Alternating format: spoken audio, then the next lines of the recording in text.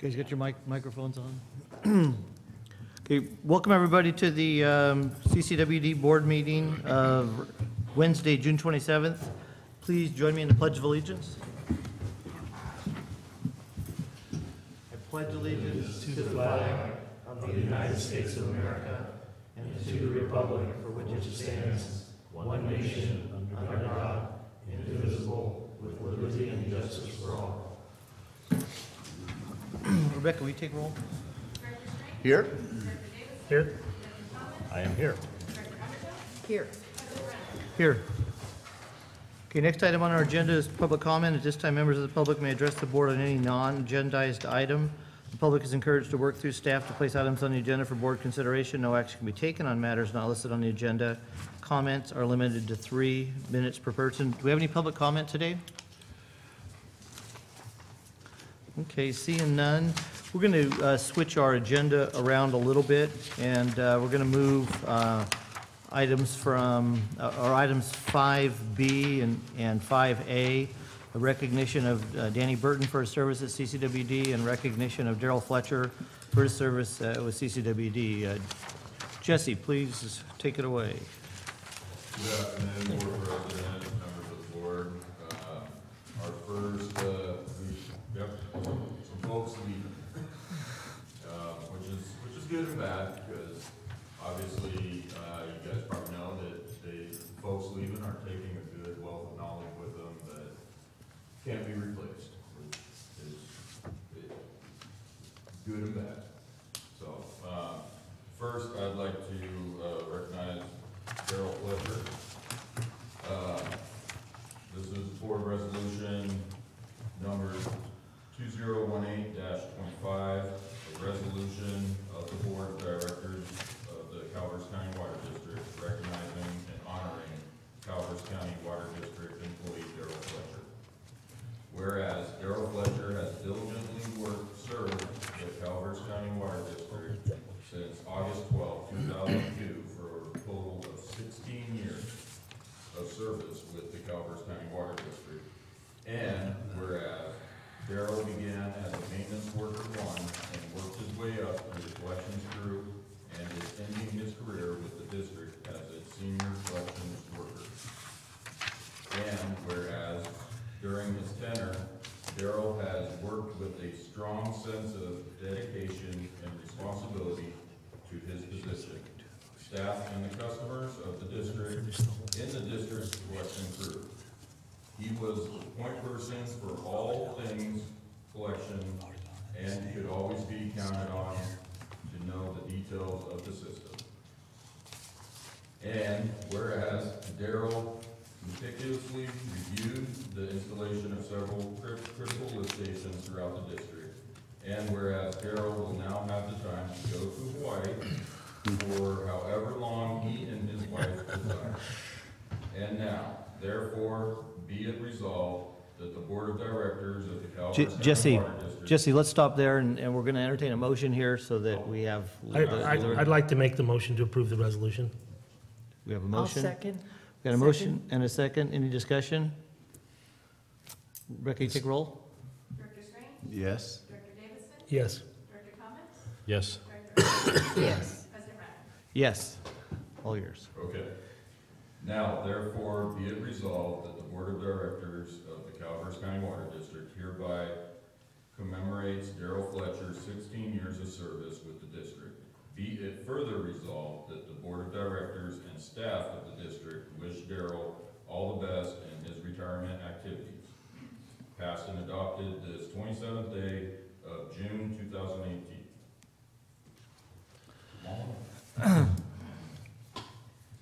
Well, congratulations, Daryl. Thank you, Daryl. Thank you, Daryl. Appreciate the opportunity to have worked here the last 16 years. It's probably the best job I ever had. Enjoyed every minute of it. A couple times maybe I was a little unhappy. Very rewarding job and kept you very busy. A lot of thinking, and I'm gonna miss it. So, Well, we'll miss having you as well. And congratulations, and definitely enjoy your retirement. Head to Oregon Saturday. Okay. Awesome. Awesome. You guys Could- take care. All right. All right, Very well, nice. thank you very Thank you. much.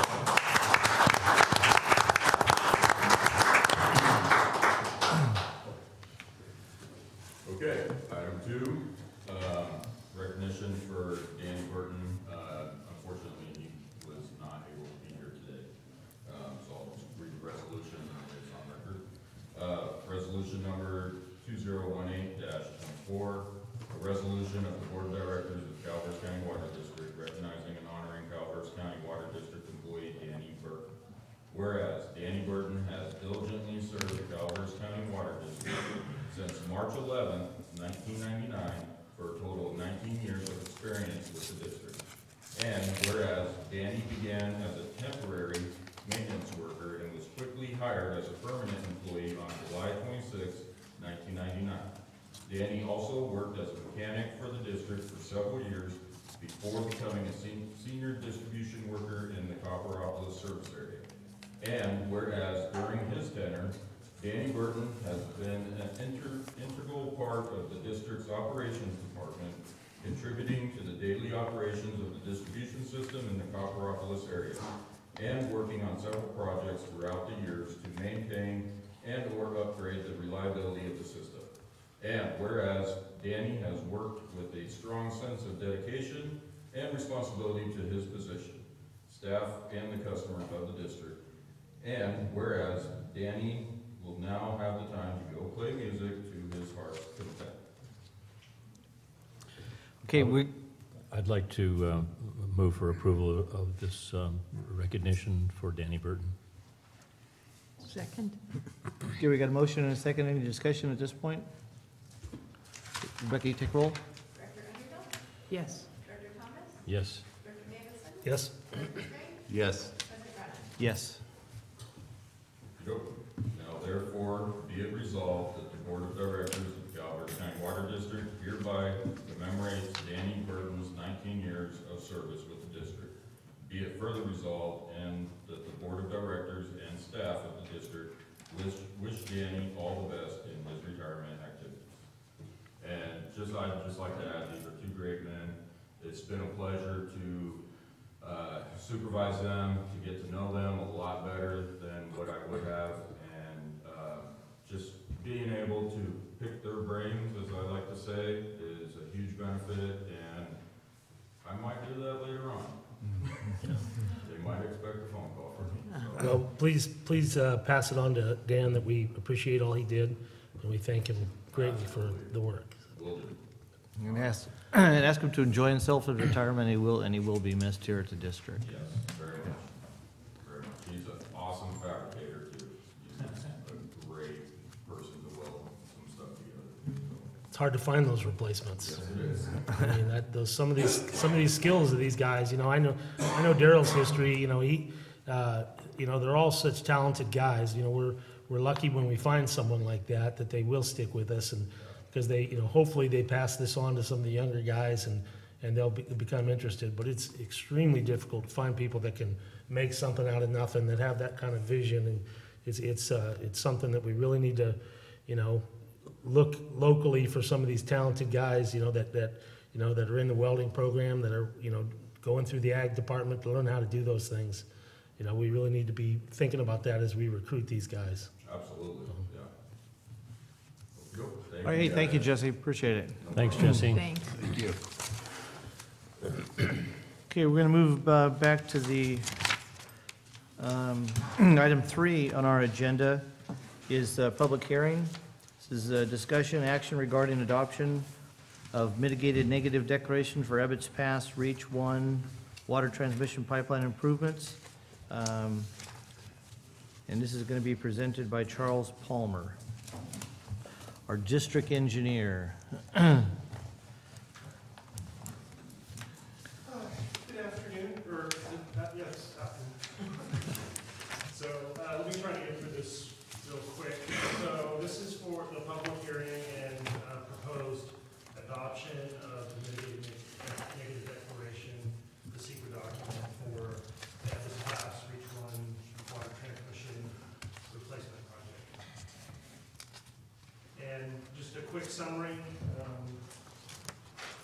it's about 24,000 feet of new 12-inch water main. It replaces an existing 8-inch water main that was put in 1965. It's mostly along the south shoulder of State Route 4. That's between roughly Avery and a little bit below Forest Meadows. And except for about a little over 1,000 feet on some U.S. forestry property right near Commercial Lake. We're also going to be replacing some PRDs, fire hydrants, air valves. Most of the project's going to be by open cut trench. There will be some board jack tunnel crossings across Highway 4. This is just a map of the alignment. It's included in the, should be a copy of that included in the report. Environmental studies were done by E-Corp out of Rockland, California. They did they looked at biological resources. We did a tree survey. We looked at historic resources, cultural tribal resources. We also looked at all the jurisdictional waters. You know, our U.S. Army Corps of Engineers, California Department of Fish and Wildlife, stream bed alteration issues, drainages, wetlands, seeps, those kind of items. So they came up with a whole mitigation and monitoring reporting plan as part of what we adopt here today. And there's a whole list of them: dust control, emissions control on heavy equipment, exclusionary fencing around rare plants,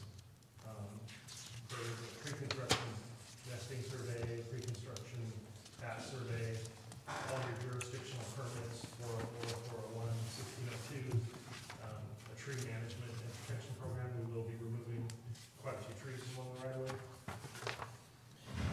And then your cultural resources, unanticipated discovery of cultural resources when you're digging and excavating.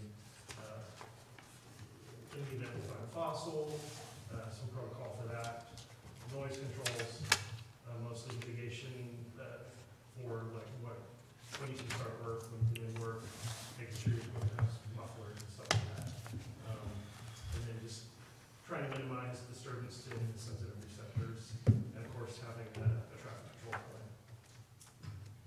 And so the CEQA schedule, we submitted to the state clearinghouse on May 16th, went through a 30-day review period from May 16th to June 15th. Only comments we received were from the standard comments from the water board, and then minor comments from Caltrans. And then we're here today for public hearing. Anyone else in the public may comment on the project. And under consideration is the approval of the project, adoption of the mitigated negative deck, and the mitigation monitoring reporting plan today. And then after that, we'll, assuming the board proceeds with adopting it, we'll file a notice of termination at the end of this week. So that is it. Okay, we're going to So open. there is the hearing a right now. public hearing section, so Okay. that's the end of my presentation. Thank you. And at this time, we'll open the public hearing. And then I'm going to ask everybody who wants to comment on this to get in an orderly line behind the microphone, so we can just take people one at a time and no rush to the microphone. So anyone who wants to make a public comment about this, the public hearing is open. Please be respectful. Courteous. Okay, we'll see none. I think we close the public hearing. And what kind of action, I know we got discussion action regarding, any discussion? So if you have any questions, I can answer that. If not, then, just adoption of the approval of the project, adoption of the mitigated negative deck and the MMRP, and then authorizing the general manager to sign off on the determination. Okay, Russ. Charles, I have a question, and I hope this doesn't sound too negative, but this is the installation of a pipeline along a well-traveled road alongside a pipeline that's already there. And I was reading through here, and then I came across this reference to that there was a possibility that they might find delta smelt in this area. And that offended me at the Did you beginning. really say that? Oh, yes, yeah. That Del- that must be not, I don't know how that's possible. They're looking for Delta smelt and steelhead. Uh-huh. And then I started thinking about, how much do reports like this cost per page? It's offensive to me that, I mean, I can see the justification for having all of this, page after page of all this historical documentation, when the Indians came, what they traded with beads and obsidian and all this stuff. Very interesting reading. But why do we have to pay for that kind of stuff? If we were taking this pipeline from here over to Valley Springs or something and right across that mountainside, I can see the justification for it. But I'm offended that we would have had to pay for that kind of drivel in this document. And what can we do about it? I can share some professional insight on that. Okay. If you wish. Sure. And really, the U.S. Fish and Wildlife Service has a list of species in this region. And the Delta smelt and a variety of other critters that will not be found in that area are listed on that regional, okay, so because this is a CCWD document, they have to address any and all species that are on that list. And unfortunately, there is paper and ink wasted to address that and time, but I can also say this is very much a cut and paste document, so it should have been very quick as I look at it. But, so that's where you are, Russ. Well, I remember recently when we went to the Aqua Conference, there was the Assistant Secretary of the Interior talked about how they're shortcutting through some of this long-established bureaucratic nonsense, and a 1,000-page document has become a 100-page document. And can we ever hope that we can see some improvements in the timeline and the wasted ink? I mean, Are you new to California? well, if it can happen in Washington, it can certainly happen in Sacramento, I would think, no? Let's just hope so. Yeah, Russ, I struggle with the same, thoughts, it's like, why do we have to go through this process? It's very time consuming, not only for CCWD staff and the expense of hiring the consultants. And I've thought about ways that we can package projects to comply with CEQA, but take advantage of some of the exemptions. And we may have to look at that in the future. It's important to recognize that, we actually get to do our own, mitigating negative debt, and just be thankful we're not going through an environmental impact report. That's right. This is actually a streamlined process, Yeah. believe it or not. I just want to thank you, Charles, for doing this. This is one of the other things, hats that he wears that you wouldn't naturally think of when you think of district engineer, but this has fallen on him, and you do a quality job, and it's important because if we don't do this properly, our project could be stopped and pulled into litigation. So we definitely want to get this right. The other thing I just want to note, Director Thomas, I was under the same impression that because this is within a highly traveled area in the right of way, that this would be a simpler project than what we experienced on 3A. But that it doesn't appear to be the case. There are many complexities with this, and it may actually make it more challenging working within the state's right of way because there are no good places apparently to stage, and we don't have the space that we would otherwise have to be able to do the work and stage it. So just to be aware of that, there are going to be challenges with this project. And that was, my concern, because I know the area well. I know it's gonna be tight. And just speaking from what we're dealing with now up Highway 4, we have 3 construction projects going. I've seen the trucks. It took 45 minutes to get from Camp Connell to Arnold this morning. Wow. So that I can just, that is my concern about the traffic control, especially down there. Right. And so I'm sure you've got a handle with that. It's gonna be challenging. We are working on the shoulder, but in some cases, just for public safety, you may have to. Because you did say you were gonna go across 4 at some point. That's why tunnel, that's Uh-huh. the reason you tunnel.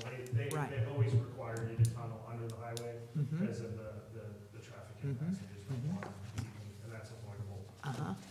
And so, okay, after we approve this, then we go out to bid. Is that, That's, yeah, that would be, okay? that's the goal. yes. Because I certainly want to make sure that whatever construction company is hired for this job knows all the aspects of what they're going to be confronting, because you talked about removing trees. How many trees are you going to be removing? Yeah, it's substantial. But that, that's some large trees, but many smaller trees as well. Mm-hmm. So Because- it's in there, I believe it could be as There's many as 300. 60 to 100 trees Mhm. being removed. Mm-hmm. And Charles, we would, like with 3A, we would have in the bidding documents that we would want to, the bidders to be ones that have done similar type of work, the complexity and size and all. I mean, I think working within, on a highway shoulder at that kind of experience, obviously, we don't want someone to come out and do a project like this that could have the impacts to traffic, for example, that doesn't have that kind of experience. So I'm sure we'll, and the specs will call for all the traffic controls, and, it's just a good reminder of all that we will, and you do an excellent job of that, making sure our bidding documents cover our bases. Right, that's why, you gotta have it in writing. Yeah. If you want the contractor to do it. So it's important to review all that. Okay, any further discussion here? Yeah, one thing I would like to say is that there are ponds, private ponds and wetlands along the area. And the statement that the western pond turtle, no habitat is, no suitable habitat is around, that's not true. Western pond turtles will travel up to half a mile to, dig nests. They nest in upland environments. So that's the only thing. I mean, I don't want to vote this down, but I'd just be aware that their statement on 4-14, the project area lacks suitable habitat. I would disagree with that, but It could be Anyway. that they, and I struggled with the consultants on this too, is that they established a line on a piece of paper that was the project boundary, and if you were outside of that line, they didn't look at it. If you were inside that Yeah. line, sometimes that was a frustration because it seemed like even though our design drawings were kind of conveying slightly something different than their project boundary, that, they were pretty dedicated to keeping that project boundary. and the most important thing is that folks doing the work, can realize if it's a turtle, then, it either needs to allow it to be, on its own or relocated or something, and so, that's all. Excuse me, where will your staging area be? That we have not quite, I've been talking with Derek, our construction inspector, about that. We were thinking about maybe the Arnold plant, might be a possibility. There's some problems, there's this big site in front of Forest Meadows there, but they found some rare flowers there, so that kind of eliminated that location. It's gonna be challenging. We may have to talk to some of the larger property owners along Hamilton there. And rent some, And lease and normally we put that on the contractor. That's how we did the Reach 3A project, that, T&S Construction, they started out there on, Cedar Center. Blagan, right, not Blagan, but Cedar Center, Had some uh-huh. complaints in that location, so then they moved down to Linebaugh Road, and that worked out fine. I think, actually Blue Lake Springs is gonna also use Linebaugh Road, the same staging area we were using for their project. So, Okay. And just to agree with Russ on his comment, in this package, there are 3.5 pages of acronyms. I mean, talk about it. Well, Yeah. that was the most beneficial part of the whole report. And I would recommend that Rebecca duplicate these things so that we can have them in our desk. Yeah, and to be honest, I don't read every single word. But I appreciate Terry's, expertise about the turtles there, so that's good knowledge for me, so, I will continue to be involved in the project and something for me to be aware of, and I'm sure we'll have biologists working on it. When are they planning construction? This would not, my plan would be to try to get this out for bid later this year and then start construction next spring. Okay, because if you brought up the issue of the plants, the rare plants, and it talked about protocol level surveys, which you typically have to wait for the flower season in the spring Well, to go out and they do the did those, surveys. yeah, So they did They that. did those last spring? Right. Okay. Yeah. That's how they established their baseline, but I assume if we're gonna start in the spring, we'll probably wanna go out, review it again, Yeah. to set up our fencing. Right. No, that's fine, cool. You'll also keep your eye out for some Delta smelt. Steelhead. Okay, well, thank you, everybody. Anything further? Any public comment on this item? We already did that. Okay, we're looking for a motion to approve the project, adopt the mitigated and negative declarations of mitigated monitoring and reporting plan, and direct staff to prepare and file a corresponding notice of determination with the Calaveras County Clerk within 5 working days. I move, I'll second you that. said. Okay, we got a motion, move for acceptance, and a second. Rebecca, will you take roll? Yes. Yes. Yes. Yes. Yes. Okay, great. Thank you, Charles. Thank you. Good job, Charles.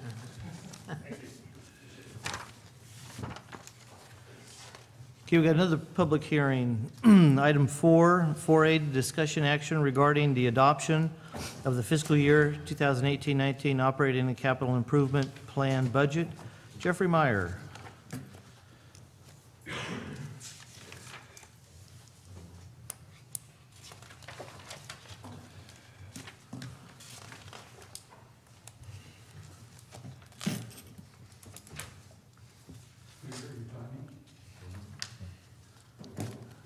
Good afternoon, Mr. President, members of the board.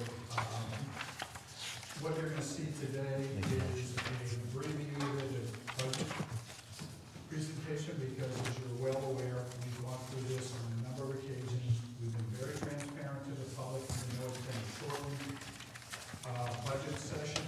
We've been to the board to review and adopt the 5-year CIP plan, which is the basis for the capital improvement program budget. The Finance Committee has seen this budget. I presented a very high-level view of it back on June 13th, and then we had a little bit more of a detailed view of the budget at the budget workshop last Tuesday.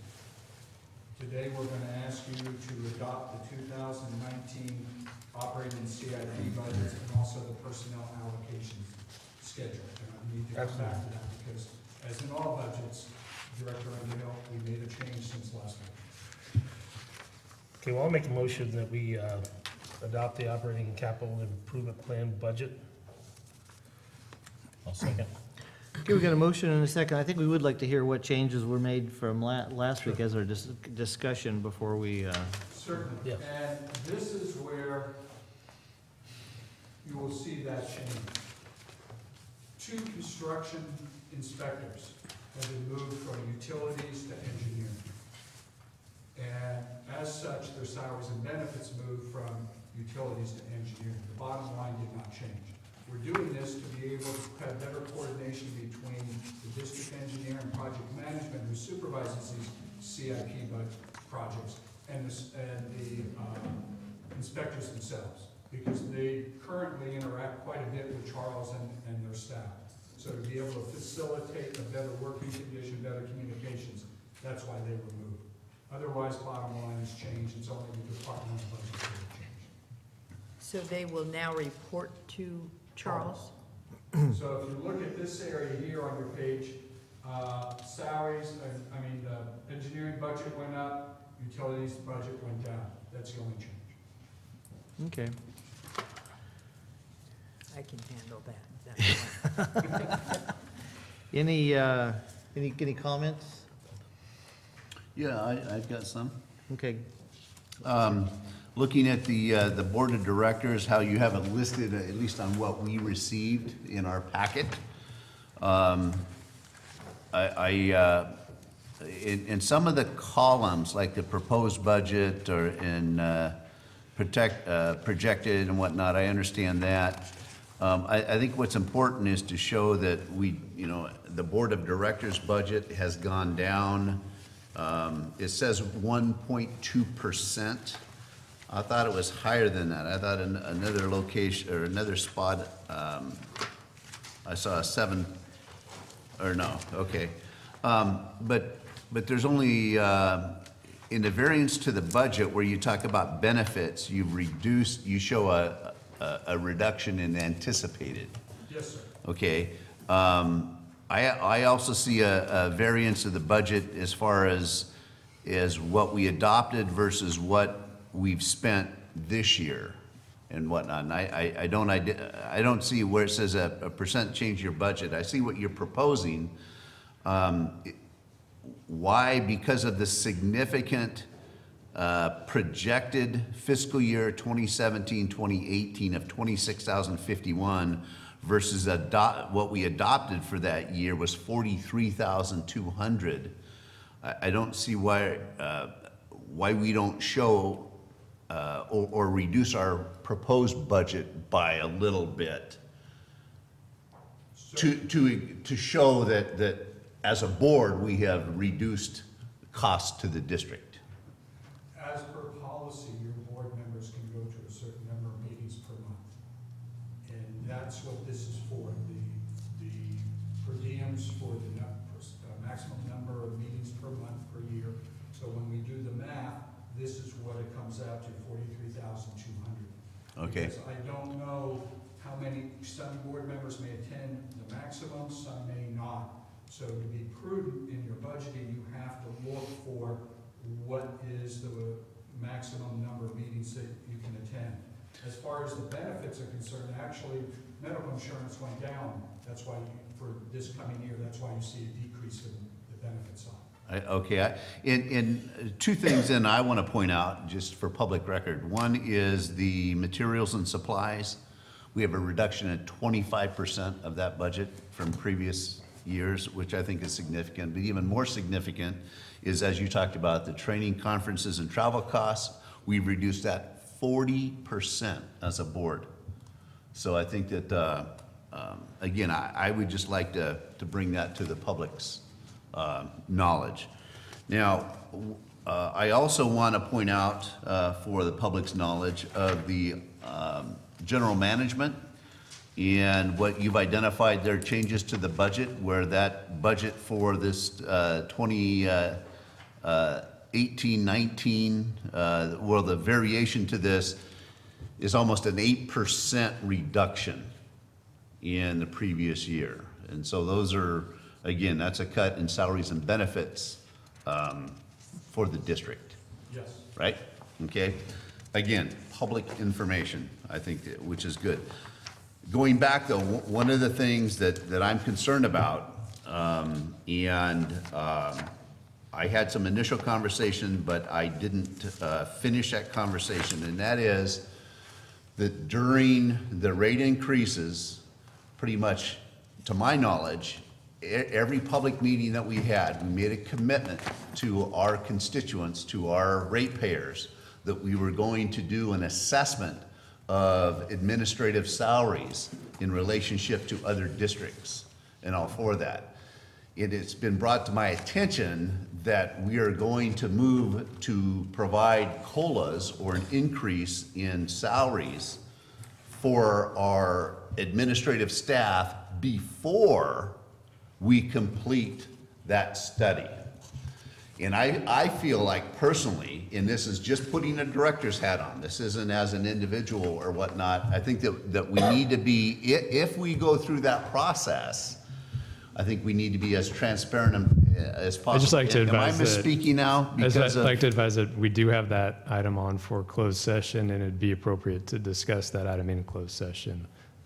Okay, so until we have that resolved, I can't support this budget process. Because I made, you know, again, I understand where everything is going right now. So my question to you is in this budget, have you proposed providing any sort of cost of living allowance or anything for the administrative folks in the budget that we're looking at and we're willing to adopt right now? I would just like to Like get question. advised that if we're getting into the cost of living adjustment, again, that there's a closed session item that's noticed, and discussion of that item would be proper in that closed session.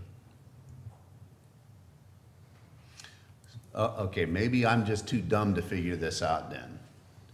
So let me ask that same question as simple as possible. Does this current budget that we have in front of us, does it include any potential future cost of living allowances to staff beyond today? Can I ask that question? I think if it's within the context of what's within the budget, certainly that's appropriate for the discussion today and as part of the presentation and the budget that's been presented. If we're getting beyond that into negotiations, We're in the middle, as we're in the noted. middle of negotiation with that unit. We're not, I don't believe anything's been resolved. So I mean, what you just said, I believe is untrue. What I've just said, as far as Is that the board has made a decision, and that's what we're trying to explain, is that we have a closed session, and we're gonna be discussing it again. There's nothing that's been concluded. I don't believe I said the board had made a decision. If I did, I misspoke. I don't think that I said anything about the board making a decision. I want to make sure if I'm going to support this, that I have all the information. And I think what Terry's asking is the proposed budget for the coming year in July, does it include an increase over this year? Yes, it does. Okay. When you look at salaries and benefits, you have step increases, and you have COLAs. But that's, Okay. those, only the existing contracts, No, so there's other money in the there's a budget. projection, because when I developed the budget, I did not want to repeat last year. So I can't support this until I have that information But personally, so. a budget is a working document, and it changes throughout the year. It does not lock you in to future decisions regarding the item. Well, it's basically the same as, the same conversation about the directors, if we all go and take, 7 meetings a month. So you've projected that the worst-case scenario for the directors going to every meeting. And you've also projected, and it's a conservative projection, that there may be an increase for the management unit. Correct. But it does not, the board is not controlled by what that budget says. We still have full authority to make that decision. A living document, it could be changed mid-year if the board of directors have only gone to 3 meetings a month on average instead of 6, then that budget item, as far as what the expenses to us could possibly be decreased. The same thing is depending on what's decided with COLAs or not. It could be changed in 3 months. And it happens every single year. We have an adjustment to the budget, the proposed budget, and we come back and make a change. This is a responsible thing to do, is to put a likely projection of basically a guess at what most likely could occur in the coming fiscal year and put some numbers to it. It's not, we're not being tied to it, but it could change next month or next week. But Terry is strictly, it's a principal issue with Terry. Well, it is. Yeah. It really is, and. Well, I mean, so- But anyway, yeah, I mean, I'm just one Oh, of no, 5. no, And we're- it does we- say in page 2-5, the bottom there, the increase in salary costs are a result of scheduled cost of living and step increases. And that's why I brought the issue up. Okay. All right. Any further comments from the board on our budget or presentation? Any public comment on this item? We're just looking at one half of this agenda item that includes two motions, 2 resolutions. We're looking at just the first one of the 2. Is to adopt the fiscal year 18-19 operating and CIP budgets. Correct. Okay. We have a motion and a second. We do have a motion and a second. Rebecca, will you take roll? Public comment? Oh, I did ask for public comment. Did you? I Oh, did. sorry. And no one jumped. Director Strange? With all due respect, no. Director Davidson? Yes. Director Thomas? Yes. Director Underhill? Yes. President Beckman? Yes. Okay, thank you. The next item is the personnel allocation request, authorizing the district to 65.0 FTE, which are full-time equivalent employees. The schedule is attached to the resolution. The only change from last year is the movement of the 2 construction inspectors from utilities to engineering. The total employee count does not change. I move for acceptance of the personnel allocation budget. Second? Okay, we got a motion and a second. Any discussion here at the board? Any public comment on this item? Okay, we got a motion and a second. Rebecca, you please take roll? Director Underhill? Yes. Director Thomas? Yes. Director Davidson? Yes. Director Strange? Yes. President Beckman? Yes. Thank you. Thank you, Jeff. Thanks, Jeff. Okay, we're going to move on to, we're got a little change in how we're doing this from years past in the annual standby assessment fees. We've got direction from council that these items can be taken all at one with the way they're presented, as opposed to a motion and a second on each one of the resolutions. And so Mr. Egerton is gonna talk a little bit about that before we jump in and ask for action. You bet. And Mr. President, members of the board, this is again, this is a recurring item we have every year. This appears the same way it has appeared for many, many years. Asking the board to approve the continuation of assessment fees for these different areas of the district. They are by separate resolution, as you noted, but we can take them in one motions just for the convenience of that. Certainly, if any board member has any particular issue with any of the specific assessments, that can be pulled and discussed separately.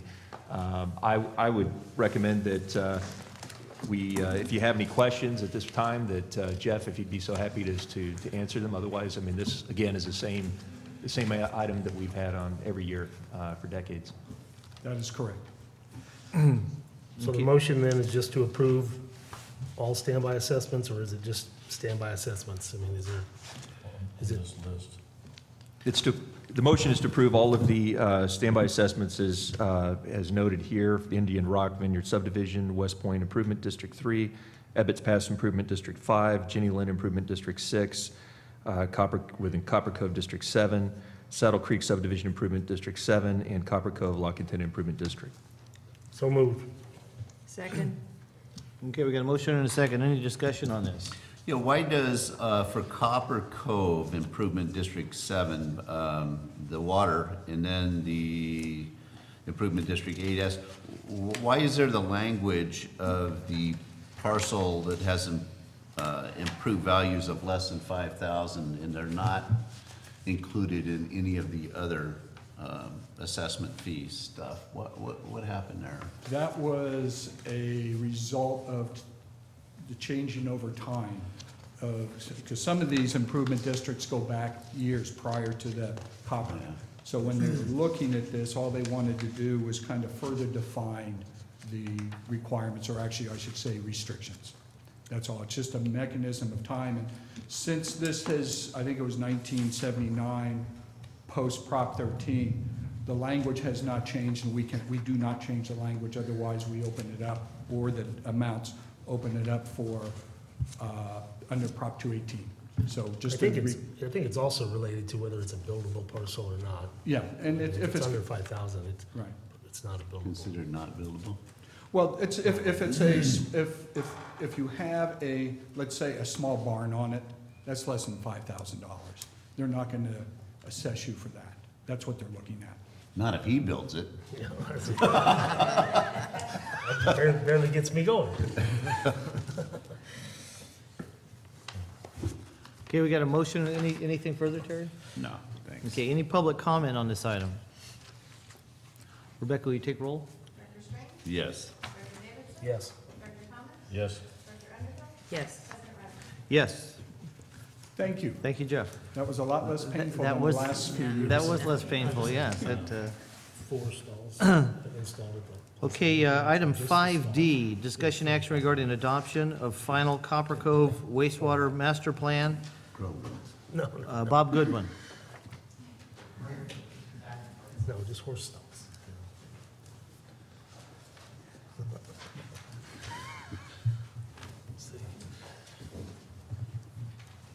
Good afternoon, directors. I have a presentation that will be given to you by our consultant, Kevin Kennedy, and I will be here to assist to answer any questions and go through all the presentation slides. Thank you. Thank you. Welcome, Kevin. Thank you. Good afternoon. Just a quick second here to get these going.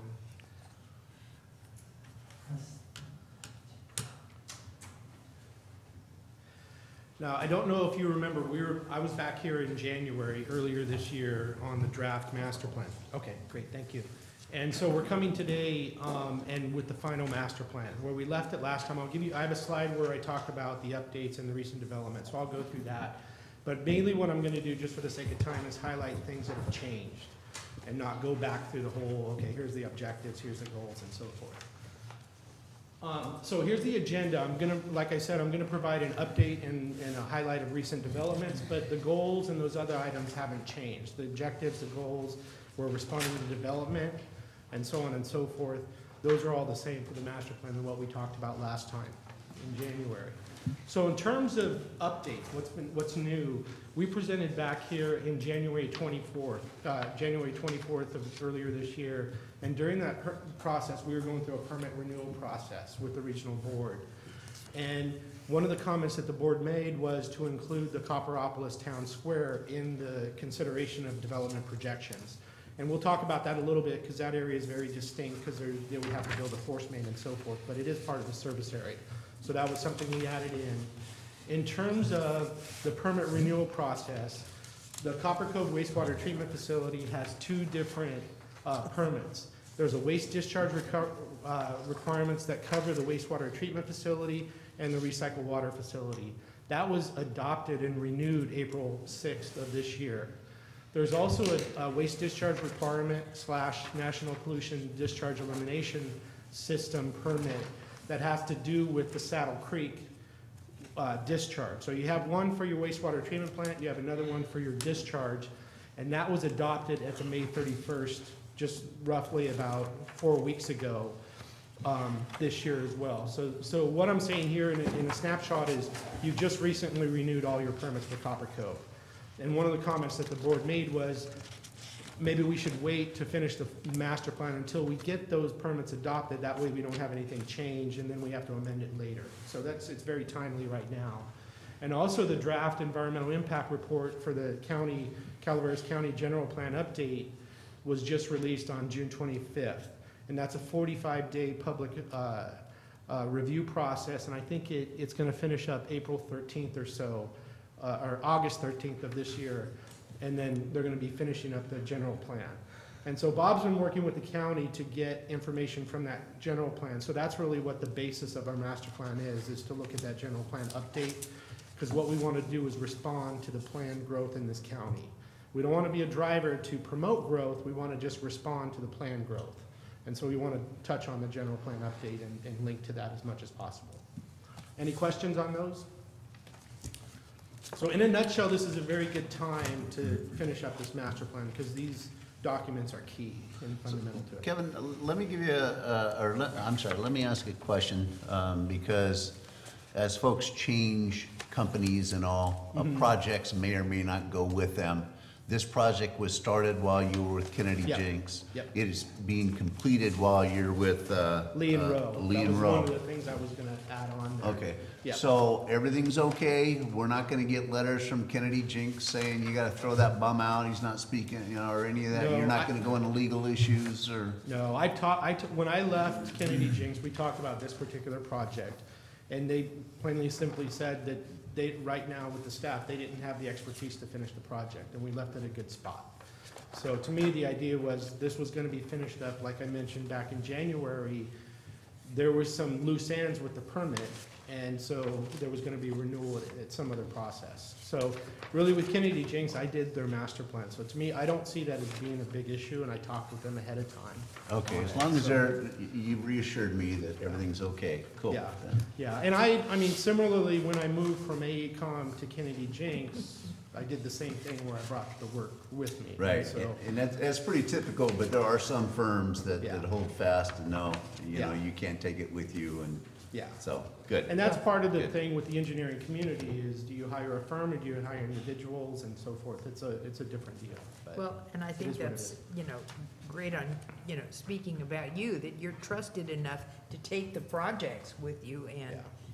And that's the other part. I looked at it and I said, well, if I do, let's say we do team up and finish the job, what value, I mean, if I have to sit there in front of you and say, well, they're gonna do this part and I'm gonna do this part, I mean, does it hold water? Does it make sense that what, you're gonna be paying them to do this? And yes, that's worthwhile. And I just didn't see that because the draft master plan was almost done, so. So our document with Kennedy Jinks, I Mhm. assume, is where we had to sign on the line to get this done? Or was there a? There's two contracts. official? There's one with Okay. with Kennedy Jenks for the master plans, which we did for La Quintana. That was done, completed, over with. And then we had the draft Copper Cove master plan. And then I have a final master plan contract with Calaveras to finish this up. Okay. Yeah, so there's two separate contracts. For the remaining balance that was left on the contract with Kevin Kennedy, which he's not, which was 90% complete, therefore it was difficult for me to not keep the same project manager. That's fine, then, thank you. Okay. So I'll go through, the goals and objectives are the same. We want to accommodate planned growth, we want to have a series of cost-effective and phased improvements, and we want to dovetail with your capital and your financial plans. So what I'll do here is briefly talk about the service areas and the facilities. This is a graphic here, let's see, oh yeah, this absorbs. Yeah, I'll let her But point to mine. up here at the top, you can see that we added the Copperopolis Town Square.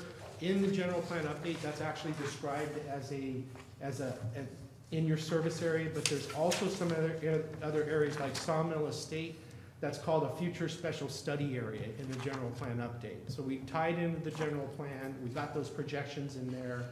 And then also Saddle Creek has infill, Tuscany Hills, Copper Cove, and then Lake Tulloch Shores as well on the southern end. So those are your main development areas.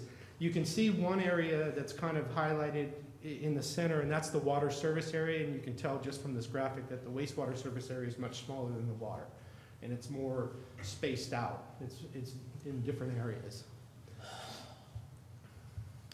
So in terms of existing facilities, there's a collection and conveyance system. I mentioned this last time, it was roughly about 20 miles of pipe in this system. It's a very long, large collection system. Has 32 lift stations. A lot of them were located around Lake Tulloch. Some of them are installed in the 1980s. And just for sake of discussion, normally mechanical equipment useful life is in the 20 to 40 year range. So when you start looking at that and saying, when do I need to replace assets? You can kind of look at that. And just in general in the wastewater industry, there's a tremendous amount of work to repair and rehab assets, wastewater.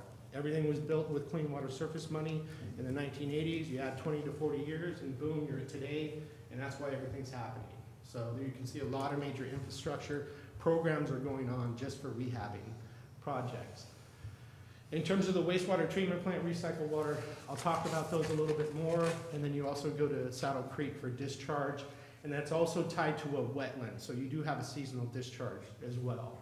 The rated capacity for everything when you look at is 0.23 MGD, million gallons per day, and currently I think your flows are about 0.17 million gallons. That's on an average dry weather flow basis. So you're roughly, I think, in between like 60 to 70% of capacity, somewhere in there. In terms of your wastewater treatment plant and storage, it's a picture there over on the right. It's a pond treatment process. You have ponds 1 and 2, then you go to pond 4 and pond 6. Now, normally you do have a nitrogen removal. The big thing is with California being protective of groundwater and having total nitrogen of less than 10 in your groundwater. Pond systems typically aren't designed for nitrogen removal. How the permit's set up is you do have your monitoring port at, it's called pond NC2D, and you take samples there and you have a blend of raw water and treated effluent that then you can comply with. As your flows go up, you're gonna have to reduce the flow from raw blended water so that you have more effluent. And what's gonna happen is you're gonna have more of an effluent characteristic, and then the question is, can you meet that nitrogen removal consistently? And with the pond system, we started looking at the high flows as when you push, it's called a hydraulic retention time, but realistically, it's how long does the wastewater stay in the treatment plant. And once you get less than 9 days, it becomes problematic for nitrification. So with that, the pond treatment plant itself, for nitrogen removal, it's not really robust enough to hit the permit. It really relies on the blending of lake tolic water to hit the permit. And that's problematic from a long-term compliance standpoint. With respect to the recycled water facility, the capacity of that facility coming in, this past January, you had a high flows coming in. You had like a 97-year event.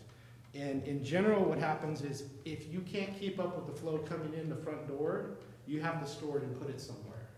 And with that, the recycled water facility doesn't have that capacity, and so you have to store it in between pond 4 and 6. And that's like shooting yourself in the foot, because later on you grow algae and you blend pond 4 and 6 and then feed it through the recycled water facility, which kind of, for lack of better words, it kind of gums it up and you can't push as much through.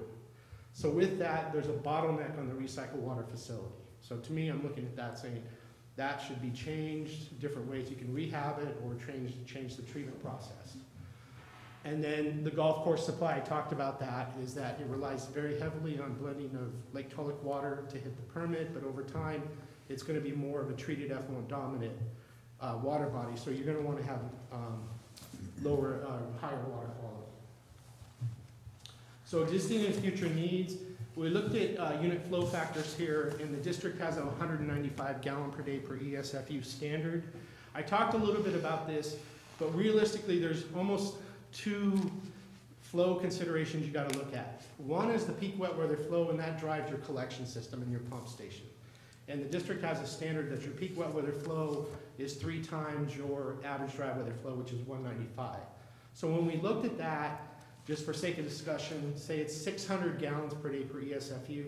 When we look at that and compare against your historic peak wet weather flow, it's pretty close. So that number seems like a good number to project future on, the 195 with the 3 times for the peak wet weather flow. But with respect to the average dry weather flow, that number seems high. And the average dry weather flow is typically what drives the development of a wastewater treatment plant. It doesn't care about hydraulics as much, it compares about how much load is it handling day in and day out. So to me, both of these factors are applicable to the plant. That's really what I'm getting at. The 195 is more applicable to peak wet weather flow and collection system sizing, and the 110 is more applicable to more of a consistent, maybe average dry weather flow or maximum flow. So that would drive the design of your wastewater treatment plant. So infill and future connections, there's a picture of there on the right-hand side. The pink is existing connections, the yellow is infill, and then the brown is more new developments, future developments that are gonna be hooked up. So those would be limited to Tuscany Hills there, and then we have Sawmill Estates, and also the town square up there on the side there. In terms of, like I mentioned, we've been working with the county in terms of making sure we're dovetailed with their development numbers. And when we look at the projections, we're looking at infill roughly over about 1,000. I didn't mention, currently you have about 1,770 equivalent single-family units or ESFUs. On infill, you got a little bit over 1,000. And then for development, it's about 628. So when you look at everything combined, you're about 3,400, roughly double the size of your existing service, number of connections. And just relatively speaking, this is, when you look at projections and compare to your other service areas, this is projected to be your largest service area. Not by much, but it's projected to be bigger than La Contenta. Just so order of magnitude and so forth. In terms of projected flows and loads, I ran the 195 and the 110. Really the most important thing is when we look at the build-out flows, what are the average dry weather flows? If I use the 110, it's about 0.35, and if I use the 195, we're about 0.5 MGD. So you're probably talking somewhere between a 0.5 or 0.4 and 0.5 MGD plant, and that when the facility gets all at build-out.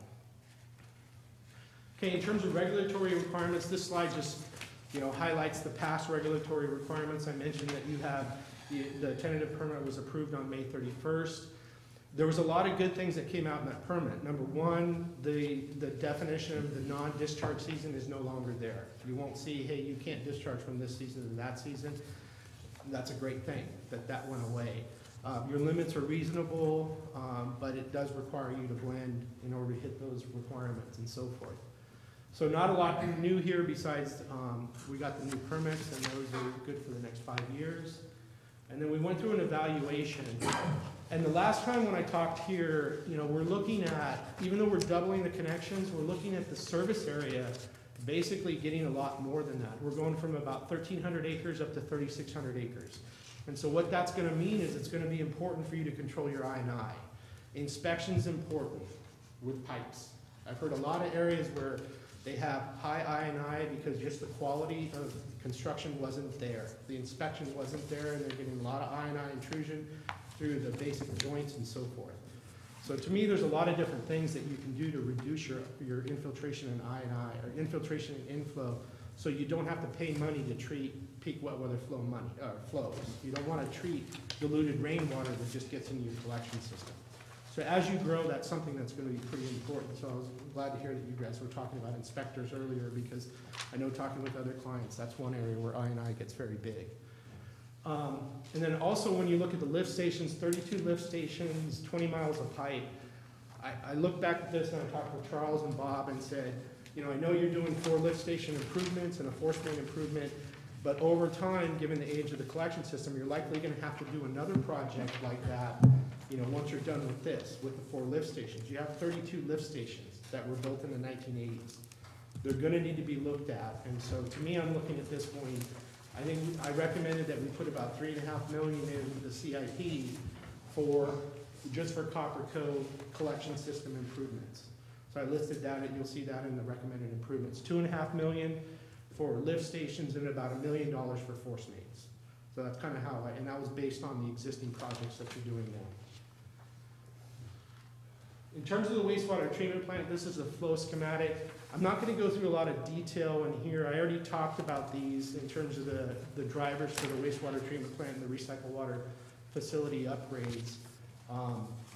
It's really driven on maximizing the recycled water use and having adequate storage and treatment for influent flows coming into the plant. This just goes into talking about that the pond system is problematic for nitrogen and solids removal.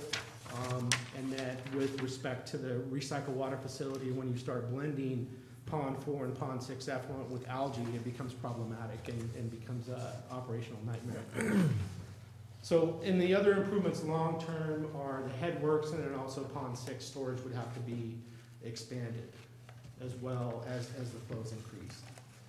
So with that, when you look at the improvements, we costed out, I think last time when we talked, we were looking at 2 different alternatives, ponds, and then I think we were looking at storage, and the costs were in between 10 and 16 million. When we look at these near-term improvements, and we look at, in this process, I started looking at it and saying the ponds, it may be problematic to soup it up, because there's not a lot of pond plants that hit low nitrogen levels. And so to me, you may put that in, spend 10 million, and then find out in 7 years that it's not going to lend itself for future expansion. So to me, talking with Charles and Bob, we thought it would be a better way is to at least budget something bulletproof, and in this case, it's an oxidation ditch. It's what you have up in Arnold. It's more of a conventional approach for nitrogen removal, and it allows you to reduce the limits down over time. Sequence. You can add different building blocks to get lower total nitrogen limits. Whereas with a pond system, if you said, Kevin, we need to go to 7 total nitrogen, I'm going, no, the best we probably can do is 10. So what we're going to end up doing is mothballing this and building something new. So to me, I'm trying to get something that we can phase with over time. And oxidation ditch is a more conventional approach. And then we also added in a tertiary filter, UV disinfection, and then solids dewatering is also an important component of Copper Cove as well. Currently, there's no solids removal mechanism, and over time, the solids deposition just increases in the ponds. And I'm seeing a lot. Is that just a belt press or what? Yeah, basically a belt filter press, similar to La Contenta, kind of with an awning and so forth. And that's something that And it wouldn't just serve Copper Cove. I priced it out. You can basically look at everybody in that corridor, Arnold, Forest Meadows, and you can bring solids there. And then I have a little stockpiling area in that cost estimate too. And then site piping. So that's kind of the near-term improvements, and I divided in between expansion and then repair and replacement. That's just basically looking at the 1770 ESFUs and how are we building to divide those up. When I look at future expansions, the town square and the sawmill estate, so there's a pipeline that was planned. It's roughly, I think my estimate was about 5.5 miles, and it goes from town square all the way down to the wastewater treatment plant. My estimation, it's $1 million to $2 million pipeline, and it's got a limited number of ESFUs on it. So to me, in terms of making that pipeline cost effective, that's gonna struggle just because the number of ESFUs relative to the cost is gonna be very high. My understanding also is that's a developer provided asset. It's not something the district is on the hook for putting in and installing. Their agreement is limited to, I think, 1.4 million. Dollars, Yes, cost-wise? yes. And that'll be very nearly what the line would cost, I'm Yeah. sure, But with maybe some I want inflation. to, I'm not sure this is the proper place to jump in, but I think your assumptions about in and around Coppertown Square is the 300 potential units that will be built around it. I think that it's pretty much assured that if the attitude about that potential development has changed and the general planners are actually recognizing it as something that they'd like to see. I mean, they were promising the developer that they could build it for the past 15 years, but it got jerked away from them. My question for you, Kevin, is taking that pipeline down Little John Road, there used to be the potential for another 3,000 houses on Little John Road or feeding into that pipeline. I'm very well aware of the constraints and the prohibition about making a pipeline that's going to be perceived as being growth inducing. But if you were to take it down and dump it into pump station 21 and 22, even though you've identified that it would require upgrades to those, but you also said they're 20 years old, they need to be upgraded anyway. But if you put that same pipeline down Cheyenne, there's every other lot on Cheyenne is not built upon. I mean, there's hundreds of potential connections on Cheyenne that I think that somebody developing or coming along to build a house in the future there, if there was the ability to hook on to sewer rather than put in an engineered system at 30 grand for the installation, that they would hook onto the system. So I know it's a little bit of a shell game, you don't want to be growth inducing, but recognizing the reality that there would be connections on there. And the other thing, there's Black Creek Estates, that's been a project that's been on again, off again, on again, off again for years and years and years. There's hundreds of houses potentially in that subdivision, future subdivision, that has no place else to go other than pump station 21 and 22. So what do we do about that? We can't be silly about it. Well, Director Thomas, I knew this was going to be a question at this presentation, and ultimately what I asked our consultant to do was follow what was indicated in the general plan, the draft version 4, that's 2006. And in the case of lift stations 21 and 22, I personally and professionally am very cautious or concerned that that would be a good destination for flow from the town square area of Copperopolis for two reasons. If you were to actually calculate the distances involved, there isn't a significant distance savings from the distance between town square and, say, lift station 21, other than the profile is better, but significantly, we have in fact rebuilt lift station 22. That is our newest lift station in the system, and I don't know offhand if that's going to be adequate, and already we are very near capacity at lift station 21 due to the limited diameter of the force main between lift station and 21 and 22. So if we were to, well, we will have to upgrade that force main between 21 and 22 to address the known flows that we're going to get from the known developments from, say, Tulloch Shores and Calypso and all those other units over there on that side of the lake. It's very difficult at just a planning level document to say that. We are accounting for those connections. In other words, we're accounting for the connections at Town Square. This is a master plan. It does not try to draw a line between point A and point B and say that that pipe is 12 inches and this one's 18. It's just we're acknowledging it's there. How it will be engineered is difficult.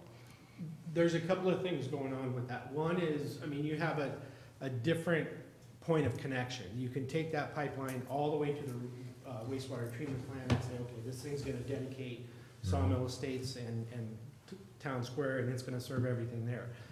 If we connect other ways, that whole collection system is almost a daisy chain. And so if we come in, it depends how much we're bringing in, and then also lift station, it may cause lift station 21 an upgrade there, and then there's also, I think, a need to parallel the force main from 22 over. So there's also discussions about getting more capacity in between lift station 22 and the wastewater treatment plant. So it's almost a chain of events that would hit and say, okay, is it better to hook into 21 or take it all the way down to the plant? Because there's also, you have the topography too, as well. So to me, if you're gonna. On Cheyenne, it's just straight down. So. It goes down, and so it's a difficult question. To me, the thing I know in the background is if you pencil it out, you probably are never gonna have enough developments up there that it'll pay for itself. So it may just be an asset that needs to be supplemented somehow in some fashion. I will interject here and say, I'm not suggesting that the development can't move forward, but if I were the property owner and the developer, unless I was confident that the county was going to give me the necessary permits and approvals for probably 300 to 400 connections in aggregate so that I can finance the project, it's difficult if I were a businessman to make that decision to go ahead and invest the capital. I'm just speaking on behalf of my thoughts on how things have worked in the past with the county and the developer and their relationship and not wanting to be burned as a developer. If you're not confident the county supervisors are going to approve your tentative maps for 300 or 400 connections in that sawmill area, I'm not sure I would spend the money. Well, that pipeline was supposed to be in the ground already. I mean, simply to serve the Coppertown Square. I mean, the CCWD waved them off and said, no, we can't do that. So, but things have changed. That I was there. I realize that Robbie is not here as he has the best knowledge of what our agreements were, or our standing agreements were with that development itself. They've been charging an underground swimming pool there for a long time instead of yes, and our operations people don't like it very much. I know that. Well, I know they don't, and so my concern, and I don't want to beat this thing to death, but we ought to make the wisest decision with the knowledge that we have, and the potential that might lie in the fact that the rerouting it. I mean, we're not through developing along O'Byrne's Ferry Road either. Yeah. And what are we going to do about that additional needed capacity? I'd rather do it one time and do it right rather than have a pipeline going 4 miles that only serves one geographic area. Yeah. Doesn't,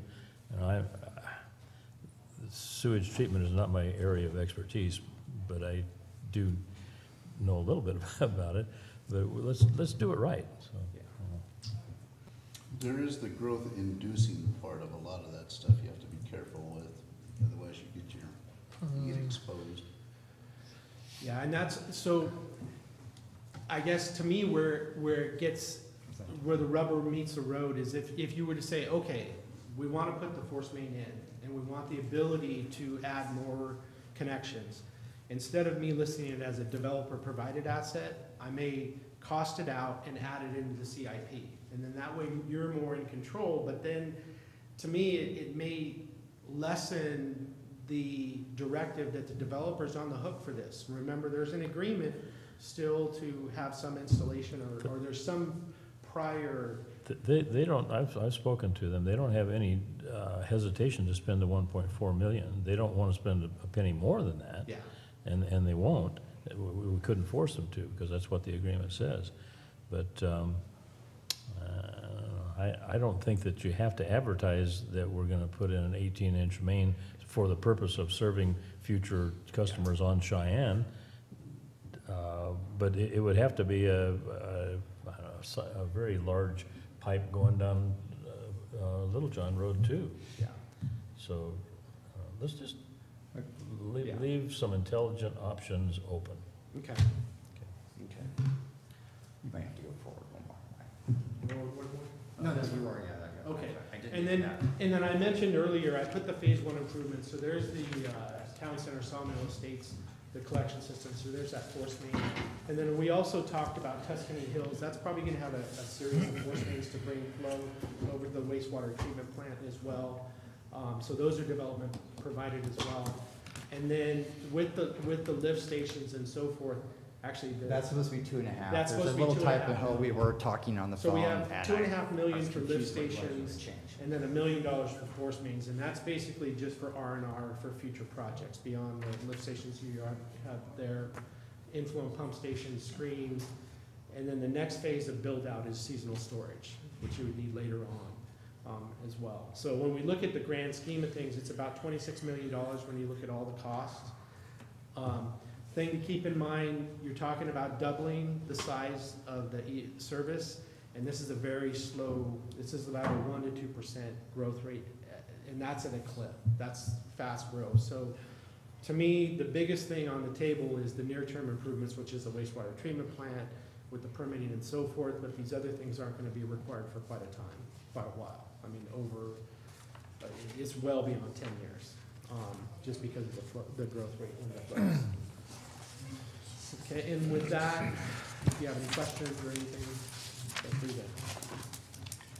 Any further questions, Russ, or anybody else? Is the system that we have that is going underneath Lake Tulloch, the pipeline, that's not part of this Copper Cove, or is it? That is part of Copper Cove. Okay. Yeah. That's getting, if I understand it right. Gone. That pipeline's being changed, the configuration of lift stations are being changed so that pipe's no longer required. And the oldest section that did cross the lake from east to west is been out of service for some time. That's why lift station 21 and 22 route the flow around the lake. So that rerouting and putting in the new route, where are we with that project at this point? That, we're doing the pre-design right now on that. We're Okay. working on Yes, that. We're scheduling a meeting to put together we're developing the design criteria to finish the Okay. flows. But in terms of the piping and the configuration, that's been pretty well established. Okay, I know, That's gonna go- I know it's part of Copper Cove, but it's not part of the master plan. I just wanted to see where we were with that. Okay, anything further, Terry? Yeah, by golly. Are there any other sort of potential issues with either storage, or if a pipe breaks, it could get down, untreated sewage, get down into that reservoir, any of that stuff that? You talking about Lake Tulloch or? Well, yeah, just the protection of surface That whole waters area from. I would just say, I mean, to me, Bob and Charles looked at that lift, in order to develop those 4 lift stations and that force main, they looked at the system and said, okay, where are we vulnerable? And to me, that's an annual discussion. or an Have you effort. addressed it in this master plan? Yeah, I've talked Okay. about it, and then I wanted to have the $3.5 million, the funding in there so that you can do something with that and continue to improve it. Because and it's not just about eliminating the pipes that are under the lake, that whole area is sloped. And so to me, Right. it's not just, it's Right. about thinking it through and saying, okay, if you have an upset or a pipe break, where is it sloping to? How are we dealing with this? Because that system, there's a lot of NGOs that'll go out and sue agencies based on SSOs, and you don't want to be in a situation where you have SSOs and it's public knowledge, and then people are coming in here and managing you on it. Just Yeah, the liability issue is something that Yes. I just really feel like for this district moving forward, yeah. Go And ahead, if you're Dave. gonna Yeah, just worry- gonna- If you were gonna worry about the collection system, this is the one to worry about. Yep. It's around a drinking water source, and so to me, it's the one. Yeah, I mean, that's, you know, almost 19 miles of pipe, collection pipe within the 32 lift stations in this one of 12 wastewater systems that we have. And Daryl, who you said goodbye to earlier today, is one of the 5 people that cares for that entire system across the entire county. So that is, you know, we talk about being thinly staffed in distribution with 3 crews of 3. You know, 1 crew for collections, man, it's important what they do, critically important. Yeah, yeah.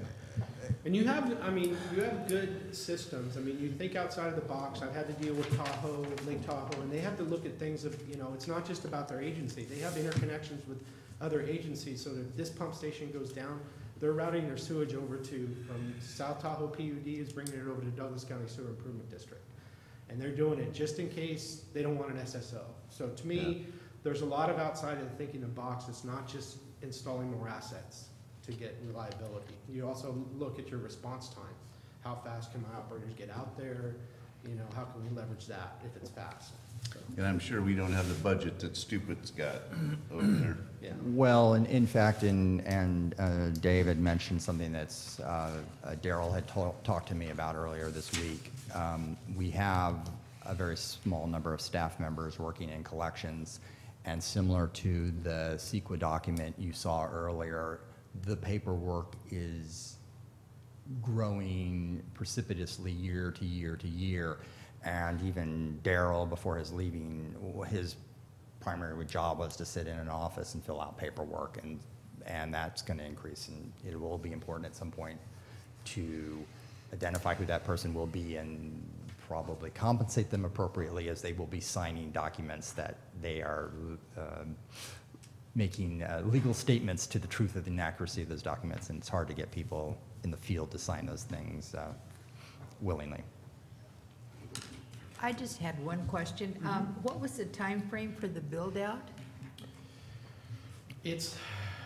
I've done a calc on this. It's over 60 years. It's Oh. probably more in the order of 100.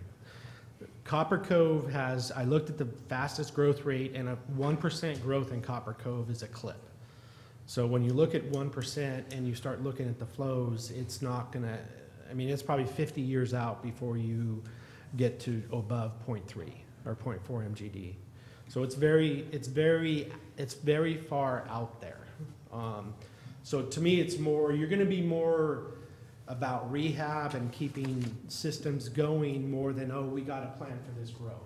Because in the general plan you just had, with the general plan update, they took a lot of the development area out. A lot of that got set aside for environmental buffer zones and stuff. So to me, the growth drivers aren't there. It may happen again later on. People may change, but at least right now, you're not in this, we need to get going on capacity mind frame for Copper Cove.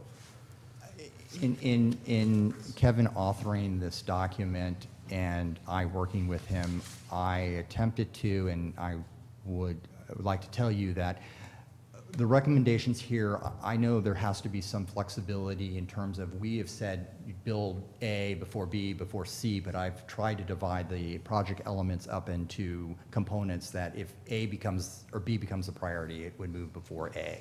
So that type of item could happen, as I am not in complete control, or certainly I don't understand exactly what will happen in the future. If I did, I would be Wouldn't be here. I might not be here if I knew the future. Okay, any further questions, comments, discussion here? Any public comment on? Yeah. Could you, in regards to master plan improvement stage one and the situation we were in 2006 with the heavy rains, can you provide some emphasis as to what we need to do to handle that situation, and we don't end up in the same situation again with an illegal discharge? Oh, an illegal discharge, you mean, so like in, I think it was, 2017. was it January? I think it was January, was it 2017 or 2018? 2017. 2017, that was already a year ago. January, February. So in January, you had a 97-year event. Typically, wastewater treatment plants, the design, typically, you'll see in your permit is designed for a 100-year rainfall event. So you were pretty close to that. Your old permit had a non-discharge season that basically said you shall not discharge from between this period and this period. When we were going through the permit renewal, we talked about, hey, if we can just get rid of those dates, everything would have been fine. It would have been perfect. They could have discharged. I mean, when the district did have to discharge, it was a 97-year event. There was water everywhere. It wasn't a situation where we had an effluent dominated stream and where we have high ammonia concentrations going into ephemeral.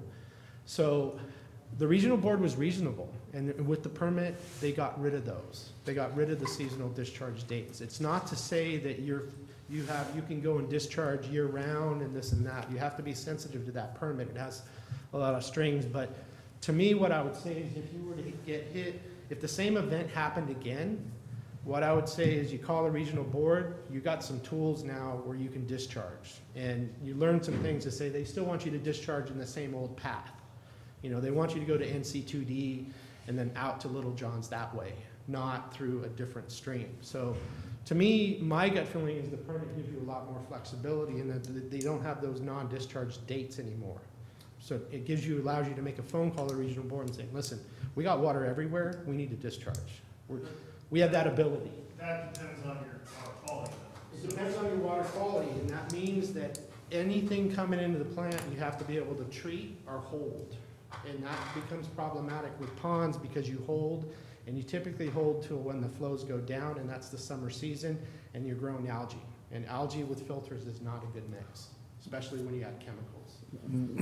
One additional thing that we made as a change to the permit language for the WDR that regulates the treatment plant itself is we have, as it might not have been made clear in his presentation, we go from ponds 1 and 2 to pond 4 and now to pond 6. Pond 5, which has never worked very well as a storage pond, is now out of the permit. So in previous years, for probably a decade, that pond, like in this photo, collects rainwater, which then our operators, because the permit mentions this pond, then drains this pond back to pond 6. So we no longer have to handle this capacity or this volume of water, which is rainwater. It turns out that the tributary area of that pond is greater than its volume. Also, we are no longer required, if we're not operating the spray fields on the property, which is not our intent, as we intend to go to the golf course for all of our effluent disposal, we no longer have to collect the rainwater from our spray field sites, including that little catchment pond there, and put it into pond 6. That's a lot of water we're not putting into pond 6, so we've gained capacity by just changing the language of the permit, which means nothing was built, it's just language in a permit change. But in a nutshell, the treatment plant site itself is big. With all the ponds, it was a water management nightmare, just with runoff and what's overflowing and what's going on. So in addition to treating during high flows, the operators had to figure out, how do I manage this water that's on the site? And with the permit renewal, we took advantage of that and the regional board's ability or willingness to change things and streamline that. And so we got some stuff taken out. And it's still a large tributary area. It's still a large drainage area, even with those areas gone. Thank you for highlighting that. I'm sorry. Oh, no, go ahead. Yeah, I was just going to say, this is you know, the ability to work with the regulators to come up with a solution that doesn't necessarily require a new capital project is enormous.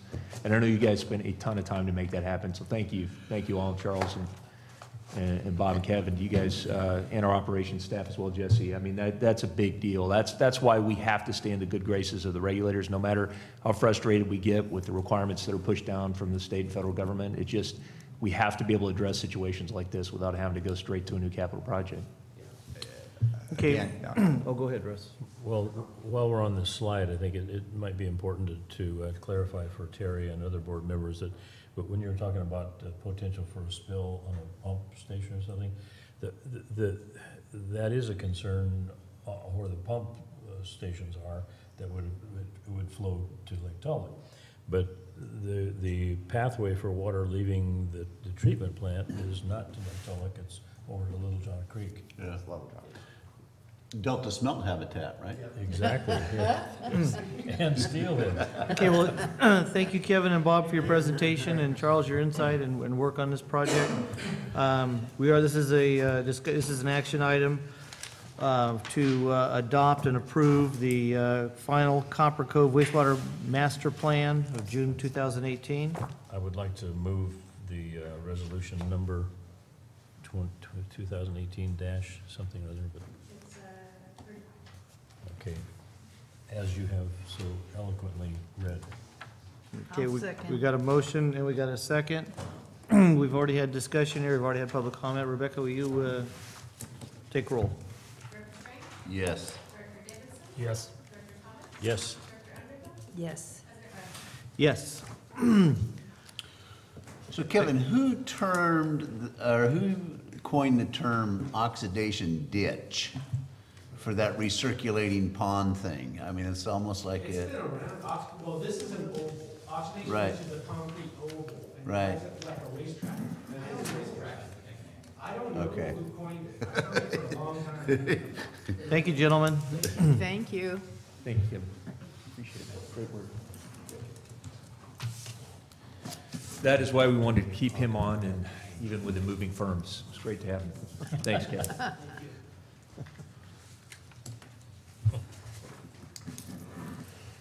Okay, item 5E, discussion action regarding contract renewal for federal legislative advocacy services with Mia O'Connell from O'Connell and Dempsey LLC. Mr. Dave Egerton.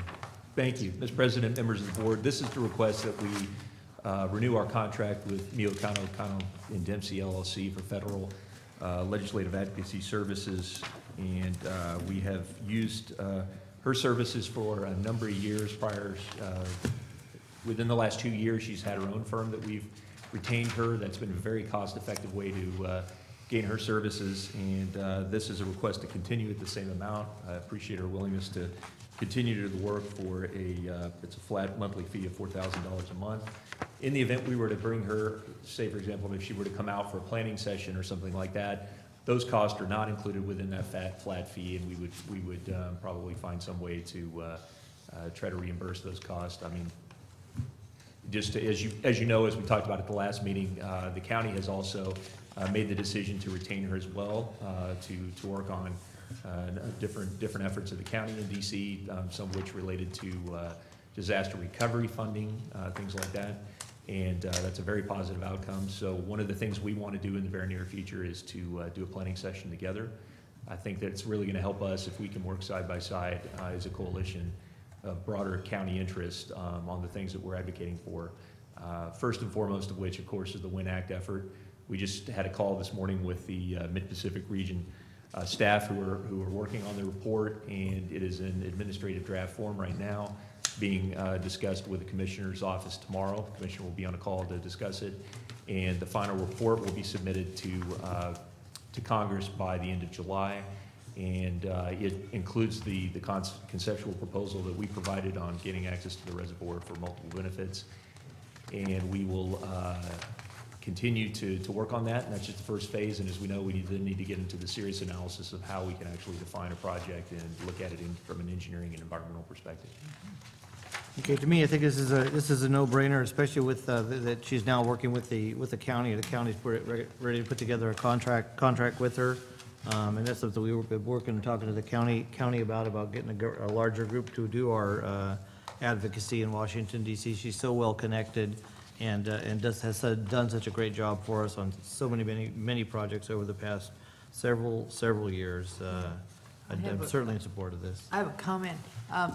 Bringing Mia out maybe after, the county is through signing a contract with her and everything, but one of the things that I was just thinking about is we're going to be having some changes with the county in November, maybe. And so would we want to wait until spring to do that, or what time period were you looking at? I hope not. Just the fact is we need to be ready to hit the ground running as soon as the next legislative session is underway. And really, you know, in large part in DC, things are on hold because of the politics of the November election. Right. That doesn't mean, there are a couple of things that are moving forward right now, Water Resource Development Act and a Farm Bill that have important provisions I thought the related to Farm Bill infrastructure. was coming through already, or there. It passed the House, but it's been Oh, introduced in okay. the Senate now Okay. as well, and that has could have some very beneficial forest management provisions in it, so I'm actually working on that with Aqua and the National Water Resource Association. But really, some of the things that we're gonna be targeting are probably gonna be after the November election, and we need to have that opportunity for us to get our policy objectives lined up together with the county and be ready to go out there. Well, but I think we want to do ours in our time frame, and then when the county is, you know, then they need to get their list of priorities together, and then we should meet and see what priorities that we have that are similar, and that's what we can try to help each other with. But we certainly don't want to wait around, you know, and lose any opportunity. We need to be prepared, and probably we're going to have to, you know, kind of show them how it goes. Right. Because in the beginning, they didn't really have a clear understanding. I mean, they're going to need to going to have to come up with their priorities and the things that they need from the federal government, but we should have ours ready, and we're probably going to have to provide them a little bit of guidance along the way. But so I'll make a motion for the acceptance of this agreement. Second.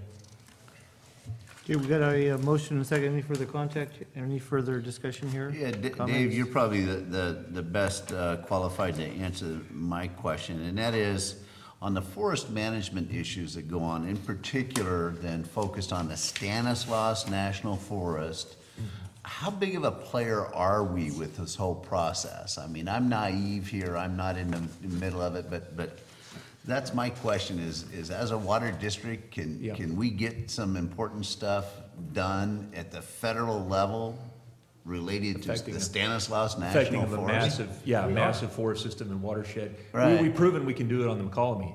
I think the best ammunition we have to try to make that happen on the Stanislaus is to point to where we're a part of the Upper McCallum River Watershed Authority effort with the Cornerstone Program implementation. It really is it's a model that works. It's embraced by the regional forester.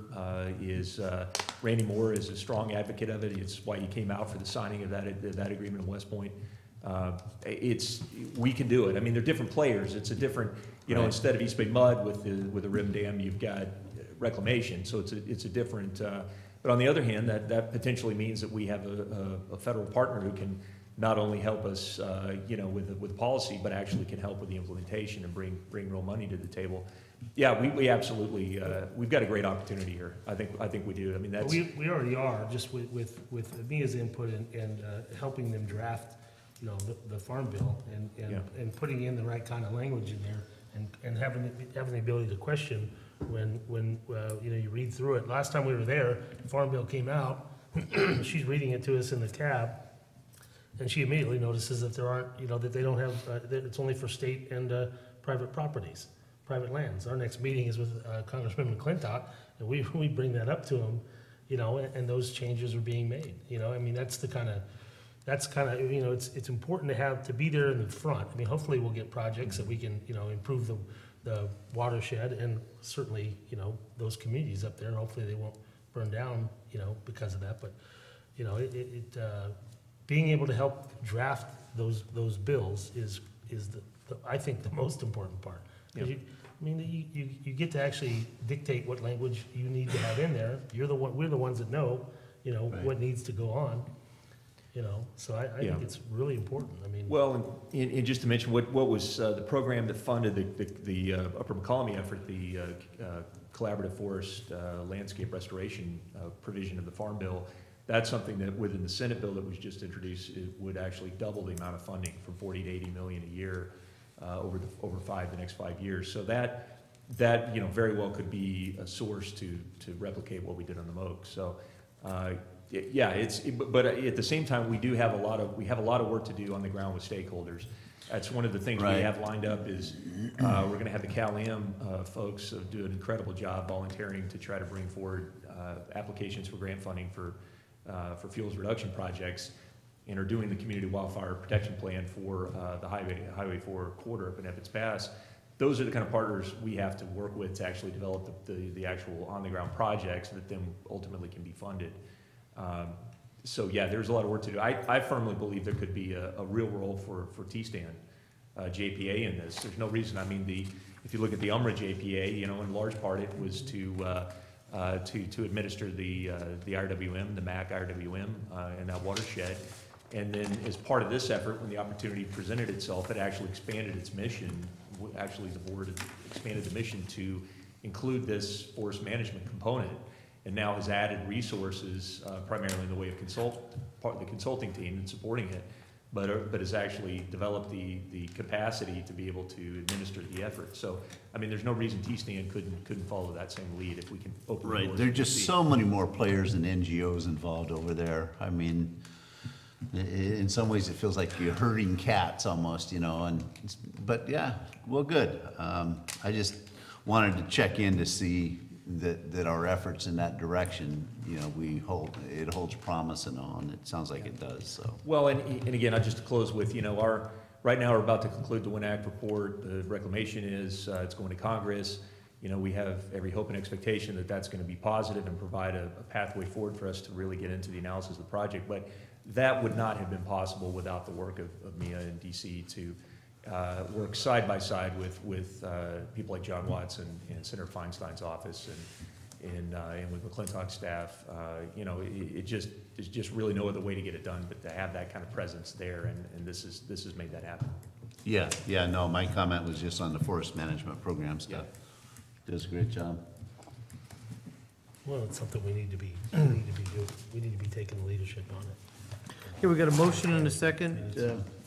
Any further comments, discussion here at the board? Any public comment? Rebecca, will you take roll? Director Strange? Yes. Director Davidson? Yep. Director Thomas? Yes. Director Anderson? Yes. President Rabbit? Yes.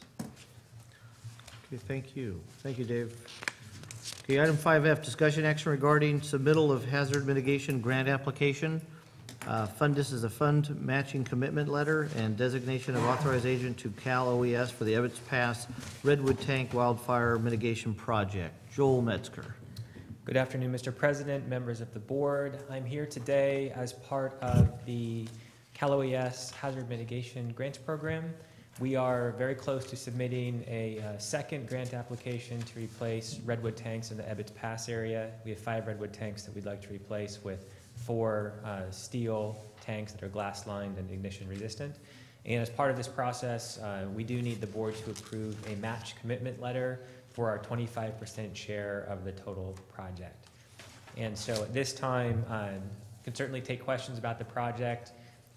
Just so you know where the funding comes from, we first submitted for the flood disaster project number that came 2 years ago. And this is for the Napa wildfire disaster money that we're going after. We do believe because this is a wildfire disaster, we'll have a better chance of getting a pre-mitigation wildfire project to be approved. So we are in touch with Cal OES. They have given us positive feedback on this project, and we do hope that this project will be approved and we can move forward with replacing these tanks, especially when you have fires like the Butte fire burning very close to this area. Okay, excuse me, Joel, you said 5 tanks reduced to 4. Remind me how we were going to do that? So we do have 5 redwood tanks. 2 of them, Big Trees 4 and 5, are situated directly next to each other. And we'd like to consolidate them into one larger tank that would give us a little bit of a better economy of scale. And instead of having 2 tanks, it also reduces the size of the tank footprint, which can help us on the environmental impact side. Well, I'm really happy to hear this because, you know, how many years have we talked about replacing or getting rid of those redwood tanks, and it's only been. And Director Underhill, the timing is great because we're in the middle of conversations, as I mentioned, I think at the last meeting, with Snowshoe Homeowners Association, Right.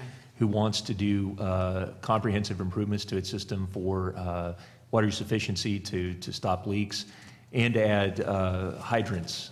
They don't have, currently do not have that fire protection in their neighborhood. So The timing is great because this storage is part of this project, and one of those tanks that would be installed could also include storage, fire protection storage for them as part of it. So that's something right now that Charles and Jeff are working on with them, and we hope to have a presentation for the board on that at one of the meetings in July.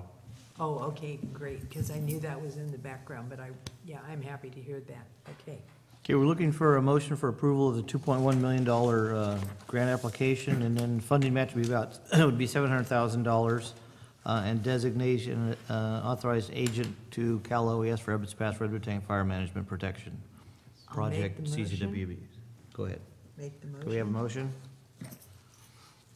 I'll say it. Got a motion and a second. Any further comment, questions, discussion here? We have the 700,000 in our budget for this? We do. We work with Jeff to make sure that the CIP budget does have this as part of it. And this is also listed on our CIP project list. So it's all very much in line with the board's direction. Okay, good. Yes, Terry, we have it. Just want to make sure. Any public comment? Okay, we got a motion and a second. Rebecca, will you take roll? Director Underwood? Yes. Director Thomas? Yes. Director Davis? Yes. Director Strange? Yes. President Reynolds? Yes. Thank you, Joel. Thank you.